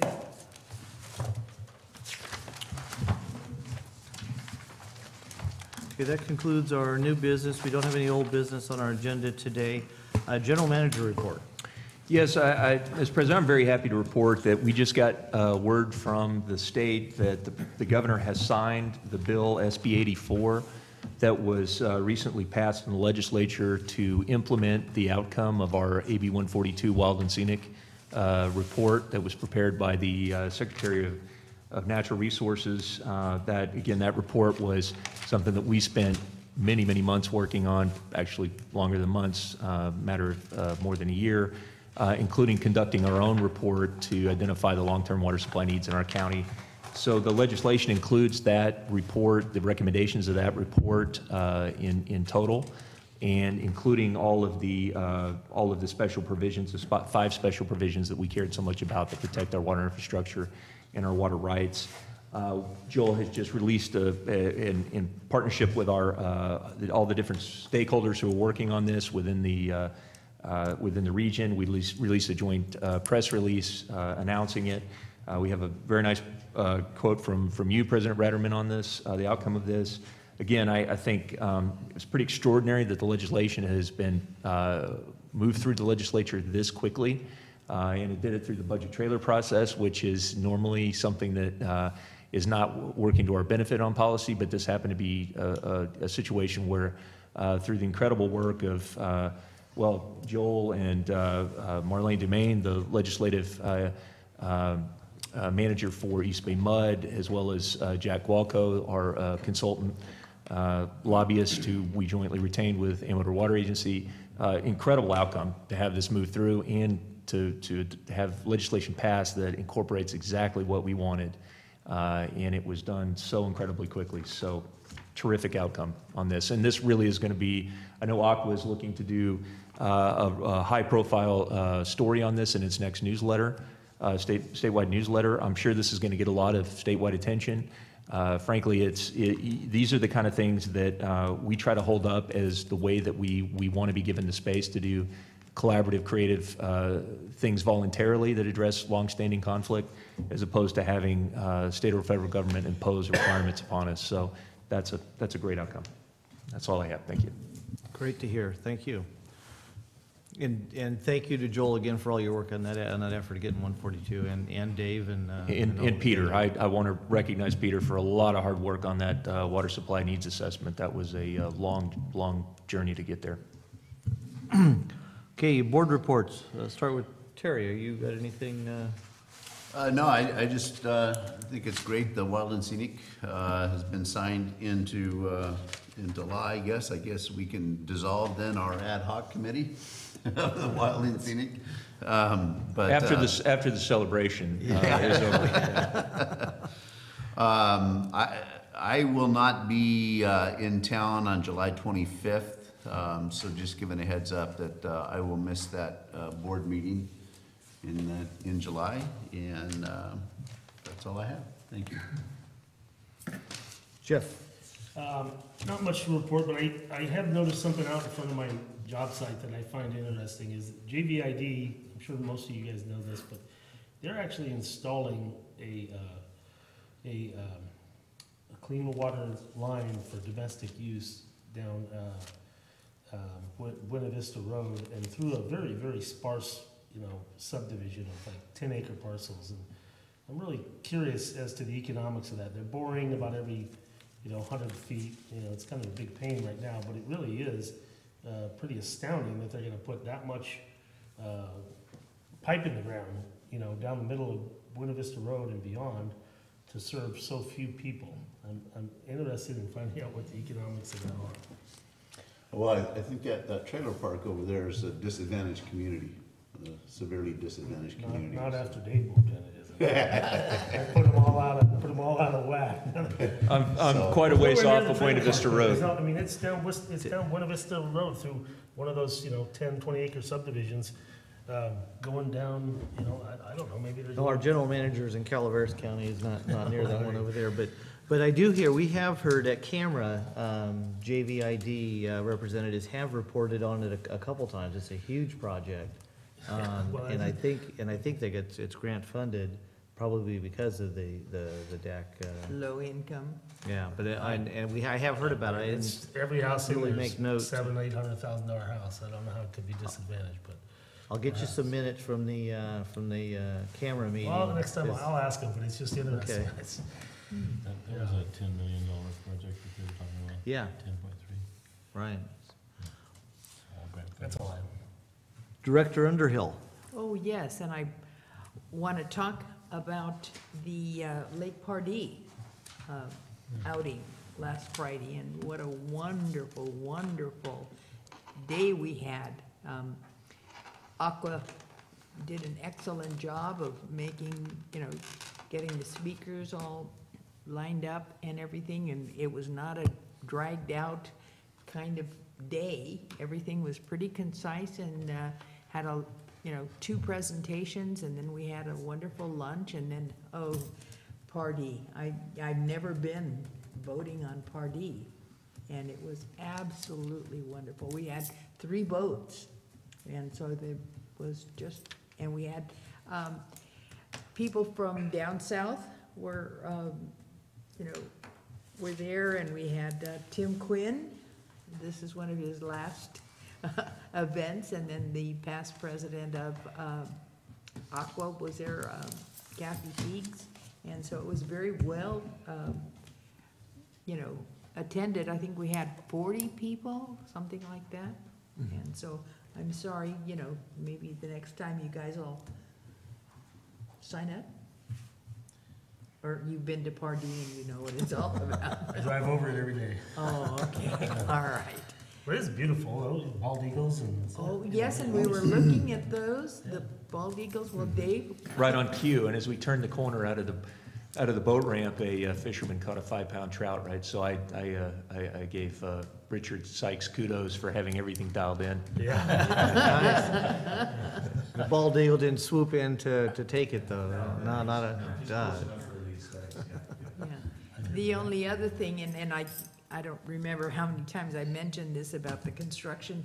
What kind of problems did you have when you went up, Jeff, last weekend? I didn't go. I didn't have any problems at all. I was in and out of Ebbets Pass, no problems. I mean, it was a 5-minute wait going up and 5 minutes coming down. Okay, Through- well- They work on the weekend as well? Going through Big Trees Village. I went No. up on, Yeah, yeah, he's no, off of oh, no, Miko. it was, Yeah. it was Saturday morning, went up and came back down Sunday, No. and there was no work on Sunday. They were working on Saturday. No, they're not, they don't work on the weekends, but they're starting work at 6:30 in the morning.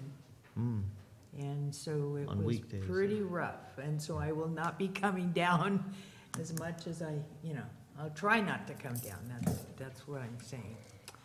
But we need the construction, so that's all I could say. That's They it. have hazard tree removal stuff planned Yes, up there yes, too? Or are they uh-huh. doing it now? Uh-huh. The contractor is Steve Manning. Never heard that name before. Russ Thomas, what do you got to report? Well, I just want to do what I can to kind of work against the rumors that I might be moving out of the district. I did sell my house, closes today. Congratulations. Yeah, that's a good move, and I'll be building a house soon out in Salt Spring Valley, so I'll still be living within the confines of District 4. Yay. So I'm not leaving the area. And I'm one of those guys that signed up to go on that party trip, but I was working on the house and I couldn't get away, so I apologize for that. Well, maybe next time. That's all. Okay, I have nothing to report, I don't think. Nope, and, along with Terry, I will also be missing, I've already told staff here that July 25th, will be on vacation out of town. So you'll have to travel. Okay. Yeah, okay, yeah, that's all we got for item 8. Our next board meetings are gonna be here in this room on Wednesday, July 11th at 1 p.m. and then Wednesday, July 25th at 1 p.m. We're gonna go into closed session to discuss 2 items, one labor negotiations, management confidential unit, as well as the existing litigation with La Contenta. And with that, we'll go to closed session. 2-hour meeting without a break. Wow. Slave driver. Mr. President, did you ask for public comment on the closed session? Any public comment on closed session? Come on, Vicki. Seeing none.